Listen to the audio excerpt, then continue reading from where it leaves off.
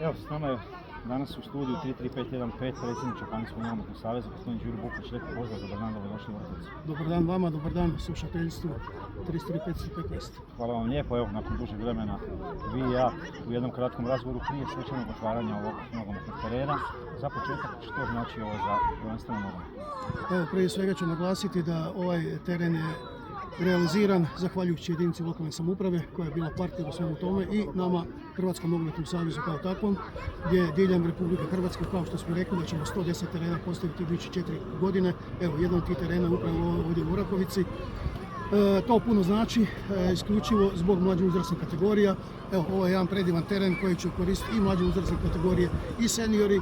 Ono što me čini nesretni, čini me to što je Papuk sad tu gdje je, ali evo, svi smo tu da pomognemo da se Papuk vrati, slavi ove godine 100 godina, da se u idući nekoliko godina uz ovu mladost koja je potencijal koji ovdje definitivno postoji i središte kao Orahovica, kao takva nogometno središte, zasigurno će dati svoje rezultate i da se Papuk vrati na svoje staze tamo gdje je bio. Na koji način popularizirati nogomet još u našem društvu? Ja mislim da nogomet kao nogomet je najpopularniji sport pod broj 1 kad gledamo Županiju Virovitičko-podravsku, kompletno cijeli sport Županije Virovitičko-podravske 70% je nogomet.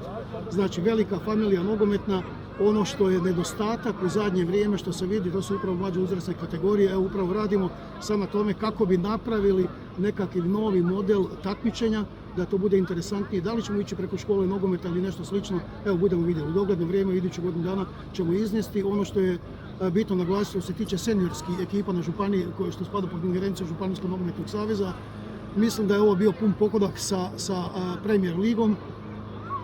Prva županijska liga, dvije druge županijske lige, evo nekako su razmišljanja da bi se možda krenulo, evo ekskluziva koju ću danas najaviti, ali kažem to mora izvršni odbor još porazgovarati, želimo potvrdu nogometnih klubova da bi se možda najavila Liga 10 u budućnosti gdje bi to trokružno igrali, ali kažem, prije nego se išta krene, želimo suglasnost klubova. Ništa bez klubova nećemo raditi, jednostavno oni su ti koji trebaju reći da i onda ćemo to napraviti. Liga 10 donosi dodatnu kvalitetu, kako? Apsolutno, upravo zbog toga idemo i onda bi naravno uvjetovali dvije mlađe uzrasne kategorije svakako.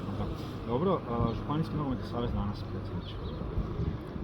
Pa evo, ja sam dugo tu, ja sam tu od 2007. godine, moram reći, onog momenta kad smo preuzeli Županijski nogometni savez, bili smo podstanari, nismo imali ništa, strepilo na glavi nam je bila jedna velika ovrha gdje jednostavno smo se čak mogli ugasiti, evo, porješavali smo to sve skupa, danas smo vlasnici poslovnog prostora, danas Županijski nogometni savez ima svoga predstavnika u Hrvatskom nogometnom savezu, moja malenkost, gdje sam u 3 mandata bio dopredsjednik, sada sam član izvršnog odbora, gdje imamo izuzetno dobru, odličnu suradnju sa Hrvatskim nogometnim savezom i sa našim predsjednikom Marijanom Kustićem, sadašnjim. Jednostavno moram reći da Hrvatski nogometni savez jako puno pomaže, ne samo Županijski nogometni Virovitičko-podravski, već sve saveze diljem Republike Hrvatske, gdje smo, evo, jedno od tih pomoći je upravo i ova trava koju smo ovdje postavili, nogometno igralište ovdje u Orahovici. Nadalje, svake godine Županijski nogometni savez daje pomoć prema svojim klubovima u vidu lopti, u vidu kolica za lajnanje, u vidu dresova, u vidu sve one opreme koja je potrebna za normalno takmičenje. Evo, tu smo da i nadalje pomažemo. Ono što je bitno naglasiti, oni troškovi koji idu prema Županijskom nogometnom savezu od kotizacije, članarine, svega ostaloga, nisu dirani u zadnjih 20 godina. Predsjedniče, nekoliko klubova nije moglo izdržati ritam natjecanja, nedostajalo igrača i u pola sezone su odlučili napustiti natjecanje, što nije fair, korektno sportski prema ostalim momčadima. Kako to sankcionirati, kako tome stati na kraj, kako pomoći na konca? Evo konkretno, Veliki Rastovac je u pitanju jedan klub koji igra 4. ligu sa velikom tradicijom. Danas, nažalost, trava pola metra. Pa to je ono što me žalosti. Evo, to me stvarno žalosti i kao nogometaša nekadašnjega i cijeli svoj život ja sam u nogometu. Znači od nekakvih 7 godina kao nogometaš pa do svoje 35. godine, nakon toga sam bio predsjednik kluba u više navrata. Evo, 5 mandata sam predsjednik Županijskog nogometnog saveza.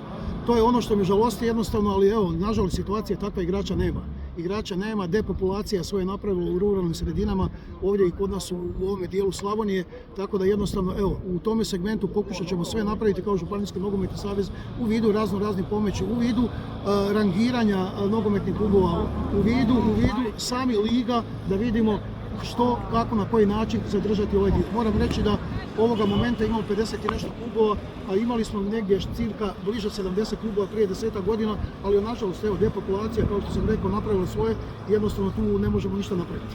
Predsjedniče, još jedno pitanje, blizu ste vatre, gore ste u HNS-u. Ima li šanse da ova velika razlika između naše premijer lige i treće bude nadoknađeno ponovnim vraćanjem u četvrte, odnosno međužupanijske lige?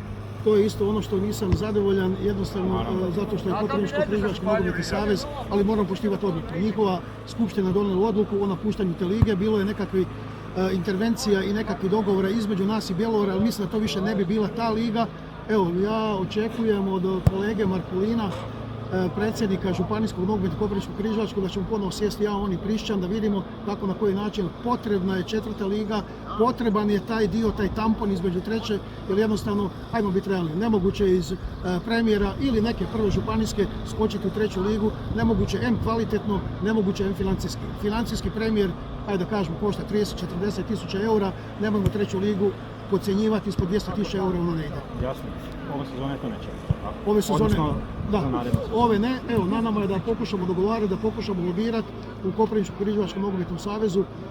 Čak imamo nekakvi povratne informacije da njihovi određeni klubovi su čak i zainteresirani za taj dio, ali evo, vidjet ćemo, radit ćemo na tome. Kako motivirati onda prvaka Premier lige da nastavi s kvalitetnim i daljnjim radom, ulaganjem u momčad ako nema nekog naplata? Pa gledajte, zasigurno ćemo mi motivirati kroz financijski dio, kroz ulaganje u infrastrukturu, znači preko Hrvatskog nogometnog saveza, gdje god bude trebalo. Evo, očekujemo da ćemo i ove godine raspisati još jedan natječaj za još jedno igralište sa umjetnom travom. Ono što hvali na području Županije Virovitičko-podravskoj, to je upravo jedno veliko igralište sa umjetnom travom, gdje bi u zimskom periodu, pored Voćina i na ovome dijelu, gdje bi to išlo u rentu, gdje bi to išlo u najam, gdje bi svi naši klubovi, bez obzira na vremenske uvjete, mogli odraditi svoj dio pripreme i svega ostalog. Daljnje poboljšanje infrastrukture, vidimo na Virovitičkom kraju puno momčadi, odnosno puno klubova ulaže u navodnjavanje terena koji su krucijalni problemi, ne samo kod vas u Virovitici, nego i u ovom Orahovačkom kraju.